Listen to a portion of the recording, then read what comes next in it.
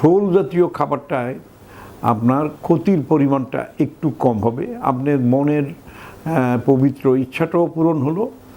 আর আপনার শারীরিকভাবে আপনি কোনো ক্ষতিগ্রস্ত হতে হলো না।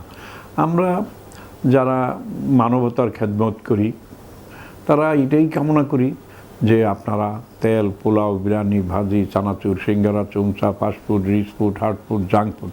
এই খাবারগুলি আপনারা যতটা কন্ট্রোল করতে পারেন, যতটা পারেন, ততই আপনার মন মানসিকতার অনেক পরিবর্তন দেখতে পাবেন। আপনাকে আফসোস করতে হবে না যে হ্যাঁ আমার খাদ্যটাই আমাকে আজকে এই সমস্যা ঘটালো। অনেকে যাদের হার্টে প্রবলেম আছে তারা খুব আফসোস করে, আরে আমি এই রোগের জন্য আজকে একটা ডিমও আমার শরীরের জন্য দরকার, আমি খেতে পারতেছি না, আমি এক কাপ দুধ খেতে চাই সেটাও আমি খেতে পারতেছি না। তো এই ধরনের যে মনের আকুতিটা, সেই আকুতিটা যেন না থাকে, চিরদিন যেন সব কিছুই অল্প অল্প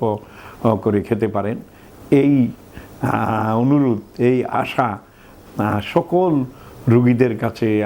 আমার যারা ভক্ত আছেন, যারা আমার প্রোগ্রাম খুব করে দেখেন, প্রায় 3 কোটি ভিউয়ার আছেন, প্রায় 1.25 কোটি সাবস্ক্রাইবার আছেন, তারা সকলেই যেন একটু সকলকে বুঝাইতে পারেন যে ন্যাচারোপ্যাথিতে খুব বেশি মাংস, কলিজা, মগজ, ফুসফুস, অনেকে ভুঁড়ি খান, পায়া খান, এই জাতীয় খাবারগুলি, চর্বি জাতীয় খাবারগুলি, রিচ ফুডগুলি খাওয়া একদমই যাবে না। 100% এটার থেকে বিরত থাকতে পারলে তাকে আমরা ধন্যবাদ জানাবো।